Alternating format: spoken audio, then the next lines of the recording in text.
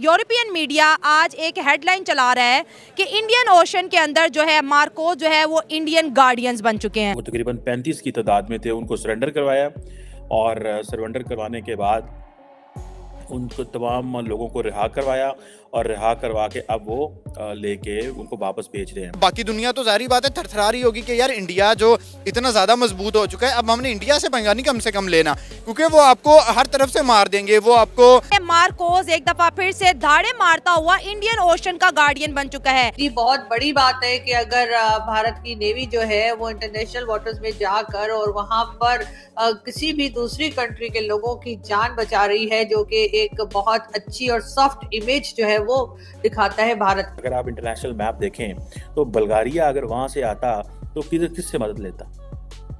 सो बल्गारिया को किसकी मदद चाहिए थी? So it was a very बड़ा चैलेंजिंग चीज़ थी।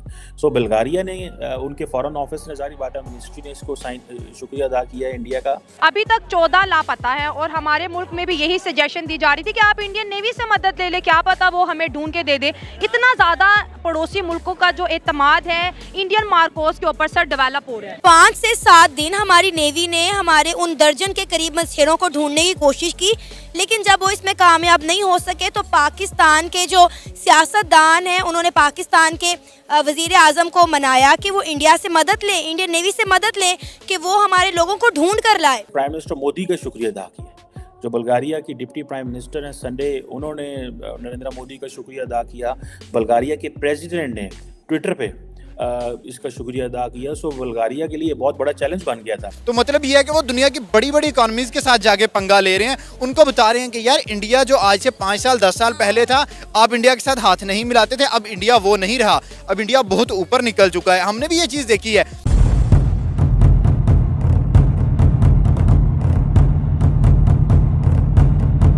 दोस्तों, पिछले कुछ महीनों से आए दिन खबरों में हम भारतीय नेवी और उसके मार्कोस कमांडोज के कारनामे आए दिन खबरों में देख रहे हैं। कभी सोमाली पायरेट्स और कभी हौती पायरेट्स से ईरानी और पाकिस्तानी नागरिकों को छुड़ाकर भारतीय नेवी ने अपनी ताकत का अंदाजा दे दिया है। और अब ताज़ा खबर ये आई है कि भारतीय नेवी के मार्कोस कमांडोज ने पिछले 3-4 महीनों से सोमाली पायरेट्स के कब्जे में रहे बुल्गारियन शिप और उसके क्रू मेंबर्स को सकुशल छुड़ा लिया है और उन्हें वापस उनके देश भेज दिया है, जिसके लिए बुल्गारिया की सरकार ने पीएम मोदी और भारतीय नेवी को धन्यवाद दिया है।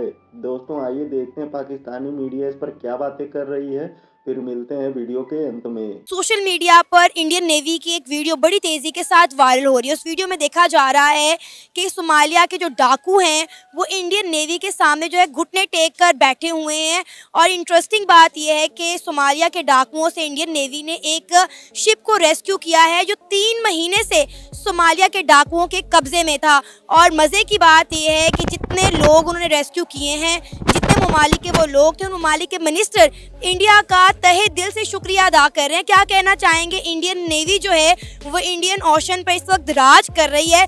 कोई भी मसला आता है इंडियन ओशन में तो सबसे पहले मदद को पहुंचती है।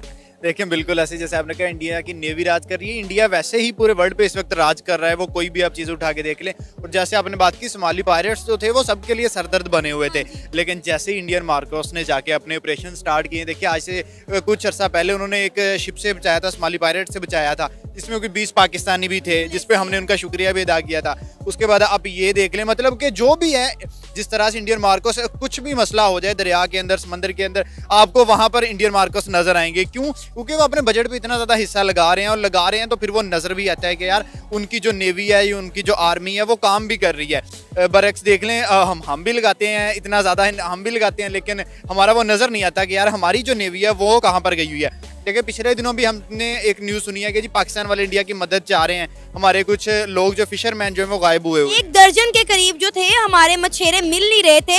5 से 7 दिन हमारी नेवी ने हमारे उन दर्जन के करीब मछेरों को ढूंढने की कोशिश की, लेकिन जब वो इसमें कामयाब नहीं हो सके तो पाकिस्तान के जो सियासतदान हैं उन्होंने पाकिस्तान के वजीर आजम को मनाया कि वो इंडिया से मदद ले, इंडियन नेवी से मदद ले कि वो हमारे लोगों को ढूंढ कर लाए।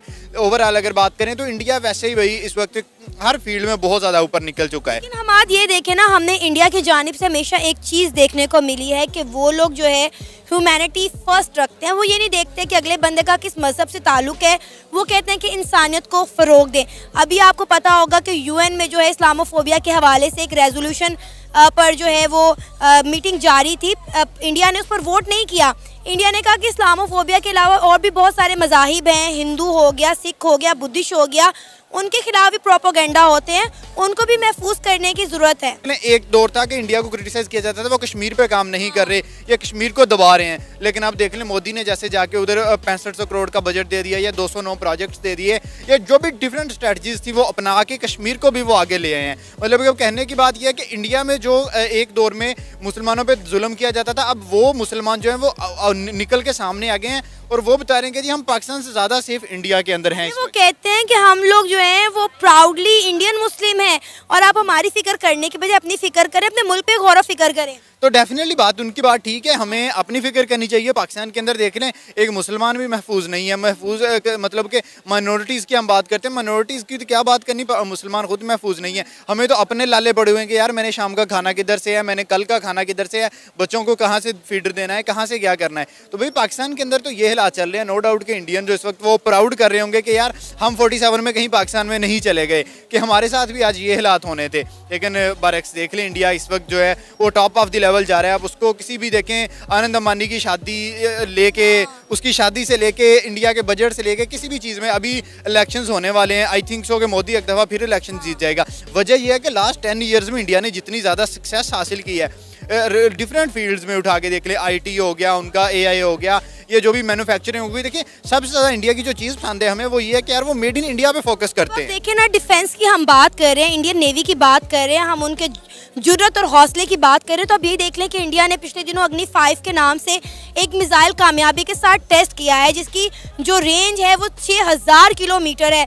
मतलब आप देखें कि इंडिया आए दिन अपने डिफेंस में किस तरह की चीज़ें इंट्रोड्यूस करवा रहा है और पूरी दुनिया में वो अपने वेपन जो है एक्सपोर्ट भी कर रहा है। बिल्कुल ऐसे ही है। देखिए वो कितनी ज़बरदस्त टेक्नोलॉजी की है, कोई भी डिटेक्टर जो है उसको डिटेक्ट नहीं कर सकता। देखिए उन्होंने अपने डिफेंस कितना स्ट्रांग कर लिया। अब कोई भी मुल्क उनसे पंगा लेने से पहले सोचेगा, जैसे चाइना के साथ उनके क्लैशेस थे या पाकिस्तान के खिलाफ तो वैसे पहले ही चलते हैं। हाँ ये है कि अब पाकिस्तान का उनके साथ लेवल मैच नहीं करता, अब वो हमारे लेवल से ऊपर निकल गए हैं। अब उनके मसले जो हैं वो रशिया, USA और चाइना के साथ चलते हैं। हम तो बहुत अंडर डेवलप्ड कंट्री हैं, वो डेवलप्ड कंट्री हो चुके हैं और वो मज़ीद डेवलप कर रहे हैं। अब उनकी इकोनॉमी देख लें, वर्ल्ड 5th लार्जेस्ट हो गई है, 3rd में आई थिंक सो के 2027-30 तक 3rd पे भी आ जाएंगे। तो मतलब ये है कि वो दुनिया की बड़ी बड़ी इकॉनमीज़ के साथ जाके पंगा ले रहे हैं। उनको बता रहे हैं कि यार इंडिया जो आज से 5 साल 10 साल पहले था, आप इंडिया के साथ हाथ नहीं मिलाते थे, अब इंडिया वो नहीं रहा, अब इंडिया बहुत ऊपर निकल चुका है। हमने भी ये चीज़ देखी है।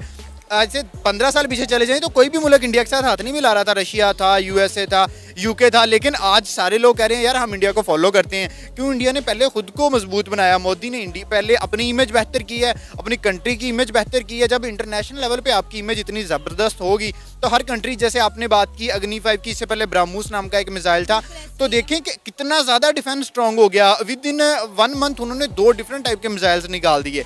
अब बाकी दुनिया तो जाहिर बात है थरथरा रही होगी कि यार इंडिया जो इतना ज़्यादा मजबूत हो चुका है, अब हमने इंडिया से पंगा नहीं कम से कम लेना, क्योंकि वो आपको हर तरफ से मार देंगे। वो आपको क्या कहते हैं, GDP की तरफ से भी मार देंगे, वो इस साइड से भी।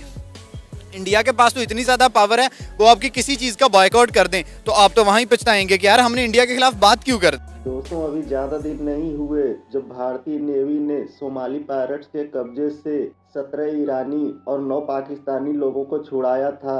ईरानियों ने तो भारत का धन्यवाद किया था, लेकिन पाकिस्तानियों ने धन्यवाद करना उचित नहीं समझा। इससे उनकी बुज़दिल फौज की किरकिरी हो जाती। और अब ताज़ा खबर ये आई है कि एक बुल्गारियन शिप जो पिछले साल दिसंबर से सोमाली पायरेट्स के कब्जे में थी, लेकिन भारतीय नेवी के मार्कोस कमांडोज ने उन्हें छुड़ा लिया।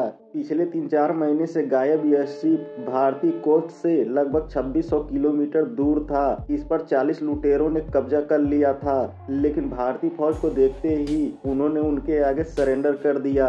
भारतीय नेवी के यही कारनामे देखकर पाकिस्तानियों के होश उड़ गए हैं कि आखिर हम अपनी फौज को नंबर 1 कहते हैं, लेकिन ऐसे कारनामे सुनने को नहीं मिलते हैं कि हमारी फौज ने किसी को छुड़ाया हो। वहीं अब पाकिस्तानी मीडिया ये कह रही है कि उनके कुछ मछुआरे पिछले कई दिनों से लापता हैं और उनकी छुड़ाने के लिए हमें भारतीय नेवी से मदद लेनी चाहिए। दोस्तों वीडियो में अंत तक बने रहने के लिए धन्यवाद। मिलते हैं अगले वीडियो में।